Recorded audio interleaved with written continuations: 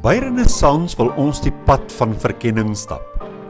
Daar word uit vele filosofieë en wetenskaplike bronne geput.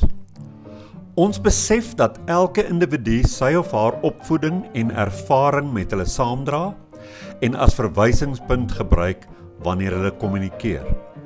Ons luister dus na mekaar en ag niemand se insigte as imperatief nie, maar eerder as aanvullend, met inagneming van waar hulle hul op hul reis bevind.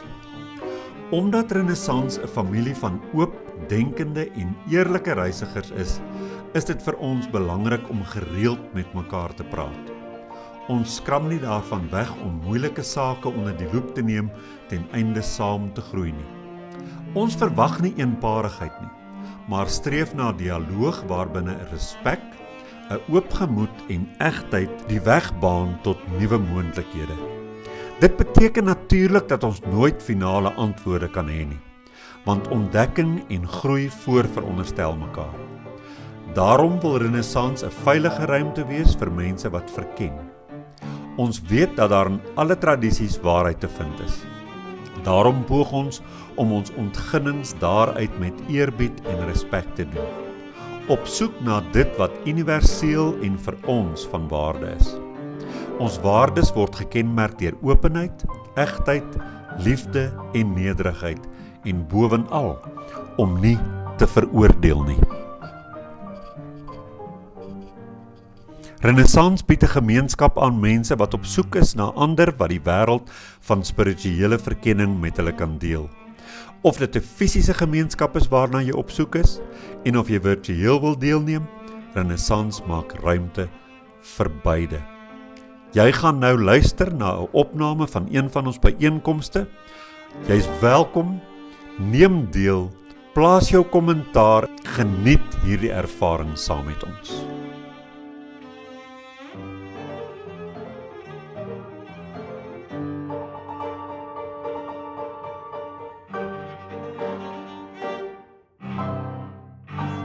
Goeiedag vriende, ons wil julle herinner om Renaissans in gedagte te hou met jou finansiële beplanning. As jy Renaissans 'n vaste item op jou begroting kan maak, kan dit ons help om 'n konstante inkomste te genereer, waarmee ons baie beter kan beplan en vooruitdink. Jou bydrae word opreg waardeer.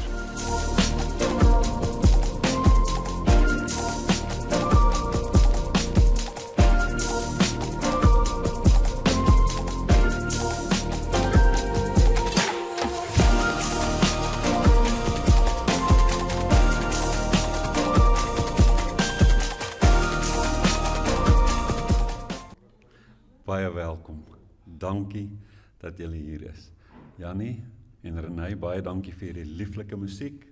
Ons luister verder na julle totdat ons gaan stil word. Baie dankie.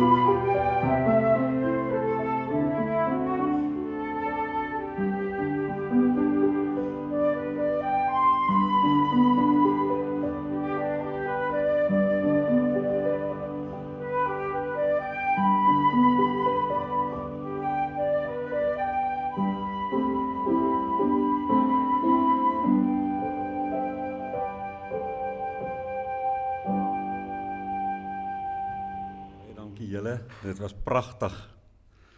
Nou vanoggend gaan dit oor Spinoza. Ek praat in hierdie reeks oor die dooies wat dink en hierdie gedagtes wat ons steeds beheer. En ek het ook so in die gesels met mense van ons geleedere, het ek in die week verneem dat hy nogal 'n gunsteling is. Ek moet ook sê, ek sal nooit in hierdie praatjie enigstens kan begin om reg te laat geskied aan alles wat Spinoza vir ons gesê het nie. En 'n mens kan baie wyd oor hom praat wat ek nie gaan doen nie. Want ek glo baie van julle ken hom, en die wat hom nie ken nie, kan dan ook van die ander aspekte gaan navors. Ek bedoel dit as ek vir julle sê, ek het die hele week, wanneer ek in my studeerkamer sit, nou is hierdie goed klaar voorberei, ek weet wat ek wil sê, en dan kyk ek nog en nog besprekings oor hom, en dit is werklik baie ryk en baie diep. Maar kom ons begin dan nou hier, dis die 9de praatjie en my titel vir hom is, jy's nie so vry soos wat jy dink nie. Spinoza praat oor die illusie van vrye wil of keuse. En dan wil ek nou vandag begin met 'n vraag wat so 'n bietjie ontwrigtend mag wees, en dan sê, ek wonder of jy dink dat jy vandag gekies het om hier in 'n renaissance byeenkoms te kom sit. Nou Spinoza sê, jy het dit nie gekies nie. Hy sê, jy voel jy het dit gekies. Maar jy het besluit, jy het gekom en jy sit nou hier, maar niks van daai goed was 'n vrye wil keuse aan jou kant nie. Hy sê, jy is hier as gevolg van jou opvoeding, jou persoonlikheid, jou gevoelens, jou oortuigings, jou liggaam en 'n lang ketting van gebeure reg van die begin af. Goed wat eeue voor jou geboorte begin gebeur het alles saamgewerk om te maak dat jy hier sit vanoggend. Jy voel net vry. En die rede waarom jy vry voel, is omdat jy nie die oorsake kan sien wat gemaak het dat jy vanoggend hierso sit nie. Nou een van die slaggate, en ek gooi dit vinnig hier in, want ek weet julle koppe gaan logies bewe nou, is dat 'n mens kan glo dat hy deterministisch fatalisties was. Want dis nou hoe dit klink, dus ver. Maar hy was nie. En ek gaan vir julle later verduidelik waarom hy dit nie was nie. Maar kom voor ons voortgaan en voor ons dit sagter maak en so bietjie 'n swenk gee, kom ek maak dit nog skerper. Wanneer jy kwaad word, is die vraag vanoggend, kies jy dit? Wanneer jy verlief raak, kies jy dit? Wanneer jy glo wat jy glo, het jy dit regtig self gekies? Of het dit jou gekies? Spinoza sê, die mens glo hy is vry om hierdie rede. Jy's bewus van jou begeertes. En jy weet dat jy jou begeertes bevredig het, en daarom dink jy dat jy eie vrye wil het. Maar hy sê, jy's nie vry nie, want jy's onbewus van wat daardie begeertes veroorsaak het. So nou kan julle hoor wat hy sê. Dat 'n klomp goed saam gespeel. En dit het jou gebring by 'n plek waar jy begeertes gehad het en waar jy daarop reageer het en vir jou sekere uitkomste of aksies gekies het, maar al daai goed het jou gedring in daardie rigting. Daar's niks vry daaromtrent nie. En as dit dan waar is die vraag nie, is jy vry nie, maar natuurlik, hoe word ek vry? Aldus Spinoza. En dis waar sy antwoord begin, waar hy die hele ding wegswenk van determinisme en 'n fatalisme, waar sommige mense wat net die eerste derde van sy werk lees, hoor ek, verval in determinisme. En hulle sê, wel dan help dit nie, ek doen enige iets nie, of ek maak planne nie, of ek begin dink oor my lewe nie, want alles is nou maar vooraf bepaal, maar dis hoegenaamd nie, waar hy ons laat nie. Hy begin nie by wilskrag nie. Want anders as mense wat sou sê, kom ek onderdruk my begeertes, sodat ek vrykom van my begeertes, het hy 'n ander antwoord. Hy begin ook nie by geloof nie. Met ander woorde, kom ek dwing myself om te luister na een of ander iets of iemand van buite met 'n edik of 'n norm of 'n dogma of 'n wet nie. Niks van hierdie onderdrukking nie. Daar's iets baie meer romanties by hom, maar tog kwaai ontwrigtend. En dit is, sy antwoord is kennis. Kennis. Hy sê, want julle dink julle is vry omdat julle nie kennis het van dit wat julle aandryf of motiveer nie. Nou hierdie man is 'n man wat alles verloor het. Hy is in 1632 gebore, hy was deel van 'n Portugees-Joodse gemeenskap en hulle het voor die Inkwisisie gevlug, sy familie. En hy het daar in Amsterdam, waar hy in Nederland gebly het, Nederland synde op daai stadium in Europa die vrydenkendste land. Jy wou nie in Spanje wees nie, soos ons almal weet met die Inkwisisie. Selfs in Frankryk wou jy nie wees nie. Maar hy het gedink hier in Nederland as 'n Jood kan hy werklik sê wat hy dink. En daar was sprake daarvan dat hy ook die tussenganger sou wees in Nederland tussen Judaïsme en die Christene. Want hy was 'n baie goeie orator en hy was baie slim. Maar dit het nie so gewerk nie en uiteindelik is hy een van 2 persone wat in die geskiedenis van Judaïsme geëkskommunikeer is. So hierdie ding dat die kerk tug toepas is nie 'n Joodse ding nie. Die Jode doen nie sommer daai ding nie, maar hulle het dit met hom gedoen.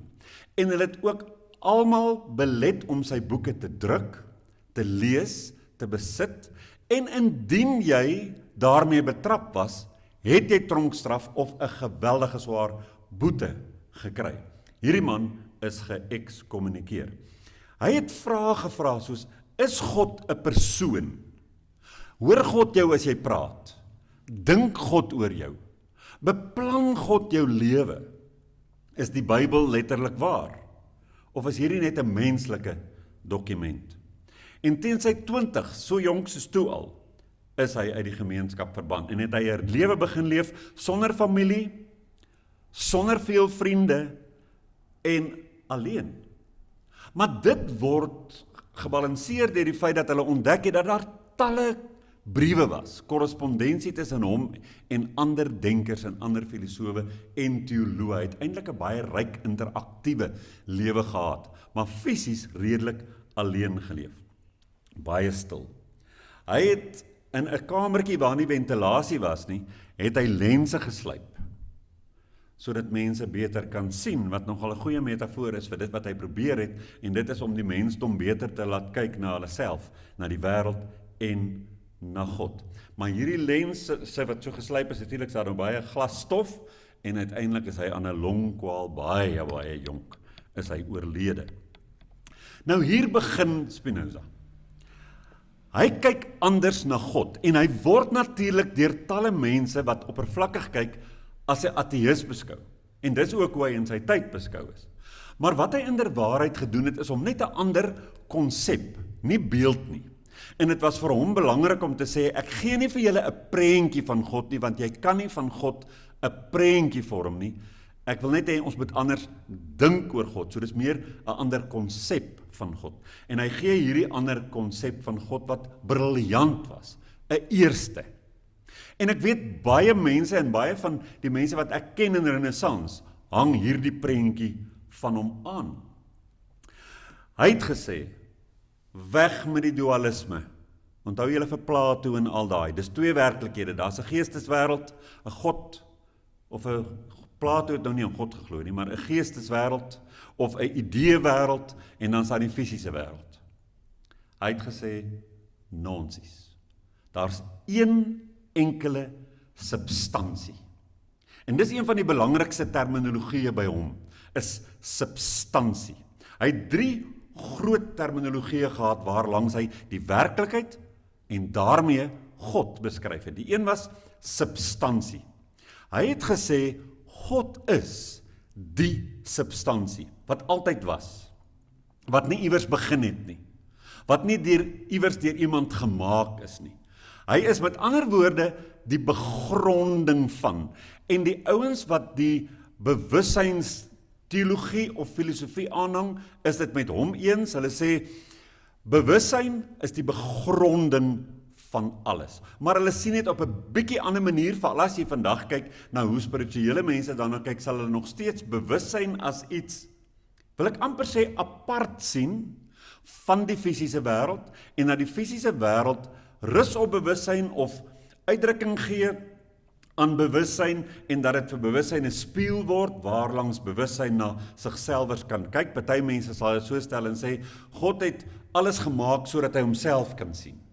En daarom is hy in alles. En dis pantheïsme, en hier's 'n ander ding. Baie maklik kan 'n mens vir Spinoza beskou as 'n pantheïs, want 'n pantheïs sê God is in die natuur, en alles is dan heilig. As jy aan 'n blaar vat, is hy heilig. Dis nie wat hy sê nie, daar's bietjie van 'n nuance verskil. Hy sê, God is die substansie van alles, en alles wat is 'n uitdrukking van daardie substansie, en dit is waar hy kom by die woord attribute. Maar eers voor dit modusse. Ek en jy is byvoorbeeld elkeen 'n modus, 'n sekere verskyningsvorm van die substansie. En dit verskil tussen my en jou, en tussen my en 'n bok, en my en 'n skaap, en my en 'n berg of 'n klip of so. Maar ons alles is modusse, en elkeen hiervan het attribute. Maar dit alles is God. So wat doen hy?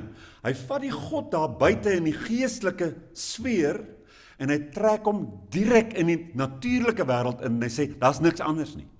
Daar's net die natuurlike wêreld, maar dit is God. So dit klink 'n bietjie filosofies, want dit is. Maar dit is interessant as jy na al die uitvloeisels daarvan kyk. Wat wel van hom interessant was, is dat hy natuurlik die wetenskap, hy was 'n proto-wetenskaplike, hy was baie slim. En het baie wetenskaplik gedink vir sy tyd, maar 'n proto-wetenskaplike in die sin, dat hy glad nie geglo dat 'n mens deur direkte waarneming of meting empiries enige iets kan weet nie, van die werklikheid nie. Hy het gesê, dit kan nie so gebeur nie. Nou, ons weet vandag, dat dit is hoe die wetenskap goed ontdek, en dat hy nie daar reg was nie. Hy het onder andere ook gesê, dat daar is geen vakuum in die werklikheid, of in die wêreld nie. Want het hy gesê, as God dan die werklikheid is, en die geheel van alles wat saamhang, want dit is alles mos nou een ding, niks is los nie, van hierdie werklikheid nie, kan daar nie vakuume wees nie, want 'n vakuum het nie attribute nie, 'n vakuum is niks.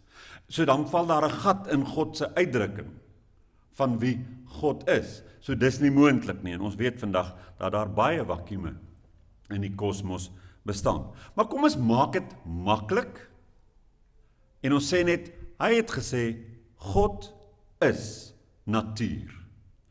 Die werklikheid is God. Alles wat bestaan, ek en jy en die diere is alles deel daarvan. Dit beteken in wese dat ek en jy ook nie kan sê enige iets is daar buite ons nie, of staan apart van ons nie, want ek is ook die natuur, want ek is een van die modusse of uitdrukkings van die natuur. En dan, dit laat ons dan nou by hierdie skok, want hy het dit geometries uitgepak. Hy het gesê, hier's wette in hierdie natuur. En omdat dit alles saamhang, speel elke klein dingetjie 'n rol. En het dit sekere uitkomste vir my en jou. So, allerhande goed binne in hierdie hele werklikheid het 'n impak op my en het 'n impak op jou. Want elke ding wat jy voel of ervaar en elke reaksie van jou daarop is vanweë 'n rede binne in hierdie hele stelsel waarvan jy jou nie kan losmaak nie. Dit is amper as mense dit nou regtig wil maklik maak, kan mense dit so stel. Ek is dalk 'n selletjie in my arm. Hier's 'n selletjie in my arm wat net weet van homself, of miskien die bloed wat daar deurkom of die voedingsstowwe wat daar deurkom. Maar daai selletjie ken nie die liggaam nie. Hy weet nie waarvan is hy deel nie. Maar hy voel as daar Kentucky geëet word. Nou is ek kwaad. Of hy voel as daar 'n lekker blaar of 'n tamatie geëet word. Ja, maar nou word ons skoon. Dis daai soort van ervaring wat daai sel het, maar hy het nie 'n idee van die Kentucky nie. Hy het nie 'n idee van die hele geheel nie. Hy beleef net dit daar waar hy is. En hy sê, dis baie soos wat ons as mense is. Ken net ons klein omgewingkie en weet glad nie waar al ons reaksies en gevoelens en ervarings vandaan kom nie. En daarom sê hy, dat een van die laagste vlakke van kennis is om waar te neem met jou sintuie of te meet of so. Want hoe kan die selletjie nou ooit wyd genoeg kyk om die hele liggaam te sien en dan te besef waarom hy voel soos hy voel en ervaar wat hy ervaar. So hy sê, jou gedagtes, jou emosies, jou besluite, al die goed het oorsake wat baie wyer gaan as wat jy ooit kan dink. En jy dink net jy's vry, want jy weet nie van al daai dinge nie. Jy dink jy raak kwaad vir iemand en jy dink ek het gekies om kwaad te wees, want hierdie omstandigheid regverdig dit. Maar hy vra, het jy regtig gekies? Hy sê, ek dink dit het voortgekom uit jou persoonlikheid, uit jou verlede, uit jou biologie, uit die situasie, maar ook uit 'n hele ketting van oorsake wat eeue aankom, wat jy nie kan sien nie. Dan sê mense, maar dan sê jy mos nou ons is vasgevang in oorsaak en gevolg. En Spinoza skud net sy kop en hy sê glad nie, ek het in my model ook vir julle 'n antwoord. Dis nie fatalisties nie, moenie depressief raak nie. Hy sê hier begin die pad na vryheid. Vryheid volgens hom is dit, dat jy sal verstaan wat jy voel. Jy moet verstaan waarom jy doen wat jy doen.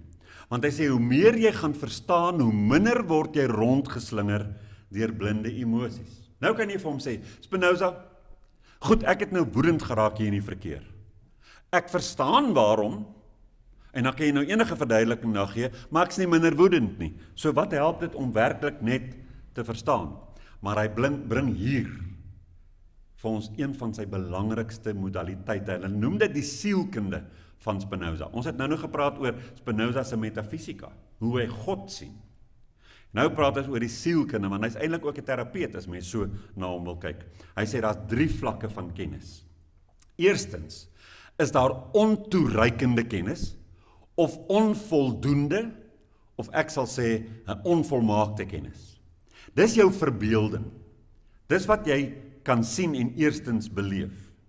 En hy sê dis hoe die meeste mense leef. Dit word gebaseer op ons indrukke van wat ons ervaar, op gerugte, net wat ons hoor, op 'n gedeeltelike waarneming, daai klein selletjie wat net so effentjies bietjie kan sien, op die emosionele reaksies. Ek ervaar my eie reaksies. So as ek al hierdie goed nog sien, het ek net 'n onvolmaakte of ontoereikende kennis. Hy sê ek sien dan byvoorbeeld iemand kyk na my en hierdie persoon is frons vir my of gee vir my 'n kwaai gesig of blaf dalk vir my ietsie. Hy sê en dan dink ek hy hou nie van my nie. Hy sê dit is waar jy ontsteld raak omdat jy 'n onvoltooide en onvolmaakte kennis het. Dalk is hierdie persoon moeg. Dalk dink hierdie persoon aan iets anders terwyl jy praat. Hy is dalk kwaad vir iets wat iemand nou gesê het voor hy na jou gekyk het. Jy reageer, sê hy, bykans altyd op 'n onvolledige storie. En dit is hoe ons emosionele lewens bedryf, gebaseer op onvolledige prentjies van die werklikheid, selfs van dit wat met my gebeur. Ons leef met ander woorde, sê hy, in interpretasies en nie in begrip van die volle werklikheid nie. Dan help sy tweede vlak van kennis, toereikende kennis. Daar waar jy so 'n bietjie die rede begin aanskakel om harder te werk. En hierdie tweede vlak bring jou by 'n kennis wat redelik toereikend is. Hier begin jy dinge verstaan, jy kry insig, want jy vra. Jy vra, wat is werklik hier aan die gang? En jy deurpriem dit. Jy dink aan al die moontlikhede. Jy dink aan al die oorsake wat kon gewees het in hierdie omstandighede om dit te veroorsaak. Jy verstaan byvoorbeeld, wanneer ek moeg is, raak ek dikwels kort van draad. Wanneer ek bedreig voel, raak ek verdedigend in my spraak. Nou gebeur daar iets belangriks, jy begin ruimte kry tussen stimulus en reaksie, en ons almal ken daai ding. Daar is ook 'n spirituele guru wat dit sê. Hy sê, ons daai vryheid het ons tussen die oomblik wanneer iets gebeur, dis die stimulus en wanneer ek besluit om te reageer. Jy's nou nie meer heeltemal oorweldig nie. Maar hy sê dis nog nie diep genoeg nie. Daar's 'n derde vlak van kennis. Hierdie derde vlak van kennis gebeur in 'n oogwink sonder gedagteprosesse, heeltemal intuïtief. En hy sê daar's twee dinge wat daar gebeur wat eintlik een is wanneer jy sy model verstaan. Hy sê jy kry in 'n oomblik 'n intuïtiewe, heldere, volledige kennis van wat hier aan die gang is. Dit beteken jy sien die volle prentjie. Dit beteken jy sien God. Want wat jy in daai oomblik sien is die hele werklikheid. Om dit maklik te maak, kan ek dit so stel.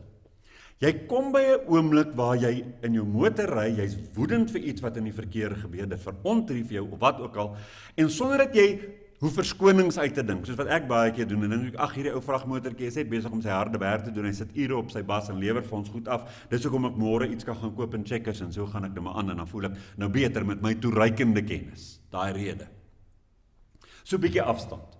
Maar hy sê daar kom 'n oomblik, waar jy daai volledige kennis kry, waar jy net in jou hart, daai blydskap, wat jou krag gee, en hoekom hy sê dis krag is, jy kry die krag van om uit te kom van 'n slagoffermodus waar jy ongelukkig is, en moet sukkel deur rede om jou uit die ongelukkige respons en emosie uit te werk, kry jy opeens 'n blydskap in jou en die krag om aktiewe emosies te ervaar, die aktiewe emosie wat sê, ek is lief vir almal, selfs nou in hierdie verkeer waar hierdie verontriefting plaasvind. Ek kry 'n diep prentjie van die samehang van die hele werklikheid. Dit is soos om alles te sien en te weet, dit kan nie anders nie, moet dit nie oordeel nie. Selfs wanneer 'n mens nog nie by daai plek gekom het waar daai persoon begin dink het oor hulle respons nie, en regtig op 'n lae vlak van kennis, net uit 'n onmiddellike emosie met 'n baie klein prentjie, lelik met jou is, kan jy die prentjie kry, dat daar is mense wat daar is.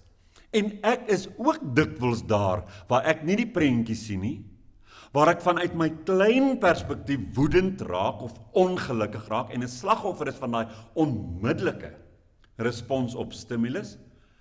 Hy sê maar daai oomblikke, wanneer jy daai helder intuïsie kry, wat die hele prentjie voor jou ontvou, dis amper asof jy die hele werklikheid en jouself as deel daarvan sien. Dan besef jy, ag, ons is almal maar deel van 'n werklikheid waar allerlei dinge gebeur, oorsaak en gevolg het. Dit maak hierdie oomblik nou vir my bietjie onaangenaam, maar daai diep insig en sê hy, intellektuele liefde vir God, want hy praat baie van liefde vir God, maar jy moet dit glad nie sien as 'n emosionele liefde vir 'n persoon nie. Dis 'n intellektuele verstaan wat op 'n diep plek kom van hoe dit alles werk en bymekaar gesit is, en samehang, en alles beïnvloed mekaar. So nou, kry ek die krag om 'n gelukkige emosie te hê, 'n kragtige mens te wees, wat my emosies kies van daai punt af, omdat ek weet, alles is een, niks moet geoordeel word nie, dinge val uiteen soos hulle uiteenval, en ek is deel daarvan. So ek sien myself ook nie meer los van die prentjie as die ou wat hier eenkant staan en dink, hoe stupid is hierdie wêreld? Hoe stupid is hierdie mense? En ek is natuurlik die een wat kyk en oordeel heeltemal los. Ek is een van die modaliteite of modusse. My attribute verskil dalk so bietjie van joune, maar in die geheel is alles een en is alles 'n masjien wat werk waarvan ek deel is. En hy noem dit 'n intuïtiewe kennis van God, wat vir jou konates gee en jou konates versterk. Nou hoekom gee ek vir julle hierdie woord konates? Net is 'n baie lekker woord om te onthou as jy aan Spinoza dink. Konates beteken poging of strewe. Dit is hard werk, waaraan? Om met jou eie krag vir selfbehoud, want hy sê, ons het elkeen in onsself, elkeen van die modusse, van hierdie verskynsels in die werklikheid het 'n enorme strewe om sigself in stand te hou. Met ander woorde, om voort te bestaan. Maar daai konates van hom is anders as Nietzsche, want Nietzsche sê ons sal deur oorlog en konflik, sal die sterkste ou sy mag uitbrei, en dit is daai strewe wat ons het. Elkeen wil sy gebied uitbrei, elkeen wil 'n groter empire hê as die ander een. So die wêreld, sê Nietzsche, is 'n groot beklei en die wenners wen. Hy sê iets anders, hy sê ons het 'n sterk strewe om voort te bestaan. Maar wanneer jy daai intuïtiewe insig het aan hoe dit werk, dan besef jy, my strewe en jou strewe staan langs mekaar as deel van die hele stelsel, en dan kom daar 'n krag wat jou laat wees, terwyl ek hard werk daaraan om ook te wees. Maar dit maak dinge gelyk, en dit maak dit een. Daar's nie oorlog nie. En dis 'n wonderlike, egolose manier van kyk na hoe ek en jy onsself behou in hierdie wêreld. Hierdie is vir my 'n pragtige prentjie, want ek sien myself nou as deel van die geheel. En dit bring iets onverwags in die mees spanningsvolle oomblikke. Rus. Ek rus in die wete. Ek is nie 'n slagoffer wat deur enige iemand willens en wetens werklik verwoes wil word nie. Ek is nie 'n slagoffer nie. Want hy bring 'n baie goeie terapeutiese manier van dink, waar hy sê, as jy die wye prentjie sien, kan jy selfs na die vyand kyk en sy vyandigheid verstaan in die wyeer prentjie en jouself emosioneel daarvan losmaak en sorg dat jy anders reageer. Laat hulle wat oorlog maak, want hulle het hulle redes. En laat jy tot rus kom en vrede hê. Een van die voorbeelde van hierdie maniere van dink van hom is om na 'n legkaart te kyk. Jy kan na 'n legkaart kyk en na die enkel stukkies en kyk wat 'n stukkie prentjie is daar. En dis waar baie van ons leef as ons uit ons onmiddellike emosies en reflekse leef. Of op die tweede vlak kan jy die patrone begin sien en die prentjie sien. Maar op 'n derde vlak is die prent klaar en jy sien die hele prentjie. En dit is intuïtiewe kennis. En my vraag in hierdie week, en nou gooi ek dit net in as sommer so 'n ou stukkie, miskien 'n wil om te preek. Sê ek vir myself toe nou, hoe kan ek verseker dat ek meer dikwels vanuit daai diep insig kan leef, daai intuïtiewe kennis, wat my gaan liefdevol maak, tot rus laat kom, en my konates sterk gaan maak, maar bedaard, sodat ek positiewe emosies sal hê. En dis my krag, positiewe emosies, positiewe reaksies. Hoe gaan ek daar kom? En ek dink volgens Spinoza beteken dit, ek moet die heeltyd besef, ek is elke keer met 'n kort reis besig. Dis asof ek op 'n bus klim, wanneer ek iets ervaar. Ek gaan deur die onmiddellike, na waar ek begin dink, bietjie weier, na waar ek toelaat dat daar iets in my kom neerplons. En in my ervaring is dit iets wat soms gebeur, maar 'n mens moet sekere openheid hê daarvoor, want as jou kop te veel raas, en jy letterlik te veel met die lewe beklei, en met die onmiddellike goedjies wat jy kan sien, soos daai selletjie, dan gaan jou lewe een van onvrede wees. So vryheid is 'n begrip in hierdie man wat klink aanvanklik asof hy fatalisties dink. So hy sê, hoe meer jy gaan beweeg van ontoereikende kennis na toereikende kennis, na intuïtiewe kennis, as jy dit so kan doen, amper as 'n daaglikse ding, dan word jy vry, nie omdat jy buite die natuur van hoe dinge gebeur staan nie, maar omdat jou bewustheid jou anders laat funksioneer daarbinne. Jou emosies verander dan heeltemal, want nou is jy nie meer 'n slagoffer nie. Jy begin verstaan, jy onderdruk dit nie, jy bestuur dit deur dieper te verstaan. En hy het letterlik gesê, jy raak minder kwaad, minder jaloers, minder angstig. Nie omdat jy goed onderdruk nie, maar omdat jy dwars deur die hele prentjie kan sien. Daar is 'n botsing hierso. met moderne spiritualiteit, want baie mense sê ek wil vry wees van alles, ek wil net bewussyn wees. So kom ek mediteer totdat ek heeltemal vergeet van my liggaam en alles om my. En dan het jy 'n grot nodig of 'n tempel en baie stilte om jou nodig. En hy sê dit is 'n ontsnapping. Hy sê nee, jy moenie dit doen nie. Jy's deel van die natuur. Dit is juis volgens hom goddelik om te besef ek is deel van die natuur. Vryheid lê nie in ontsnapping nie, dit lê net in 'n verstaan van hoe dit is. Nou ek gaan afsluit. Spinoza gee nie vir ons 'n maklike boodskap nie. En onthou, ek het gesê in die begin en ek wil dit weer benadruk. Daar's talle dinge meer omtrent hierdie slim man se filosofie. Hy gee, en dit wat ek vanoggend gesê het, gee hy vir ons eintlik nie 'n maklike boodskap nie. Dit klink maklik, maar ons weet dit is nie maklik nie. Hy sê nie jy is heeltemal vry nie, maar wat hy sê is, jy is deel van 'n groot, oorsaaklike werklikheid. Maar jy het die vermoë om dit diep te verstaan. Baie diep. Dis nie om elke ou se storie te ken wat jou vies maak nie. Gaan dieper as dit. Dis om daai storie te kan te bowe gaan en sê, dit maak nie saak wat jou storie is nie. Ek besef, daar's 'n groot prentjie waarvan ek nie weet nie. En as jy in daai vermoë het, dan verstaan jy, dan is jy vry. Jy staan glad nie buite die wêreld nie. Jy onttrek jou op nie. En die vraag wat ek dink ons kan huis toe neem vanoggend uit hierdie klein segment wat ek gekies het om met ons te deel uit Spinoza se denke is dit: waar in my lewe reageer ek nog uit ontoereikende kennis? En waar begin ek om werklik die pad van verstaan te loop? En laat ek myself toe om die hele prentjie te kry in 'n oomblik wanneer ek dit die nodigste het, sodat niemand eers vir my iets hoef te verduidelik nie, maar ek weet net, is 'n groot storie hier. Hierdie insident is deel van daai groot storie. Ek is ook daarvan deel. Ander dag staan ek aan die ander kant, as waar ek nou staan.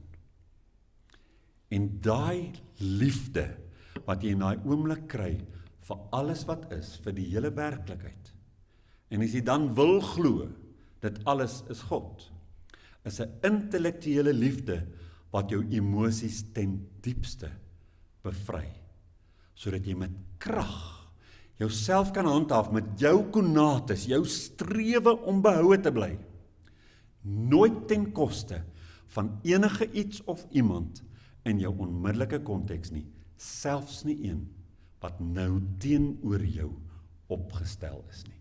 Dit is 'n vryheid wat ek dink 'n lieflike uitdaging kan wees vir ons almal. Die slaggat natuurlik is, dit beteken nie ons moet almal nou glo aan sy prentjie van God of die werklikheid nie, want ons weet, die wetenskap het empiries by baie antwoorde uitgekom. Ons dink aan swaartekrag, onder andere ons dink aan die ontdekking van nikse en vakuume.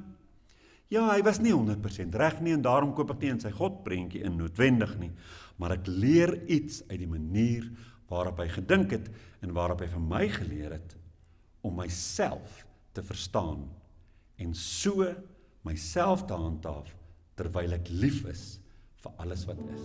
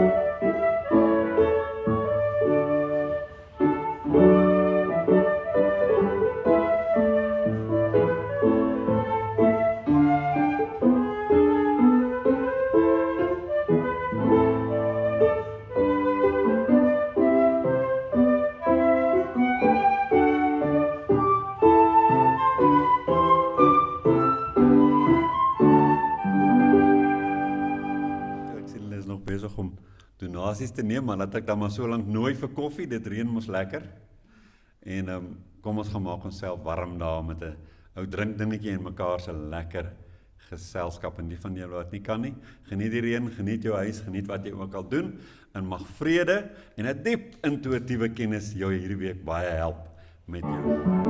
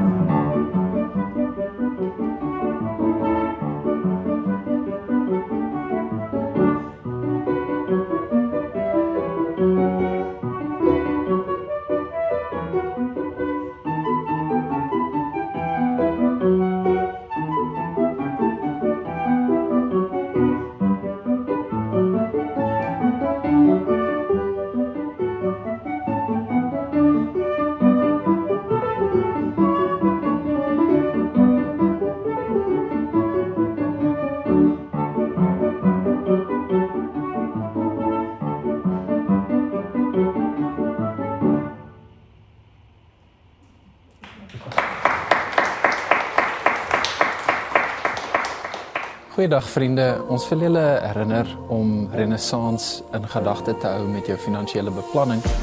As jy Renaissance 'n vaste item op jou begroting kan maak, kan dit ons help om 'n konstante inkomste te genereer, waarmee ons baie beter kan beplan en vooruitdink. Jou bydrae word opreg waardeer.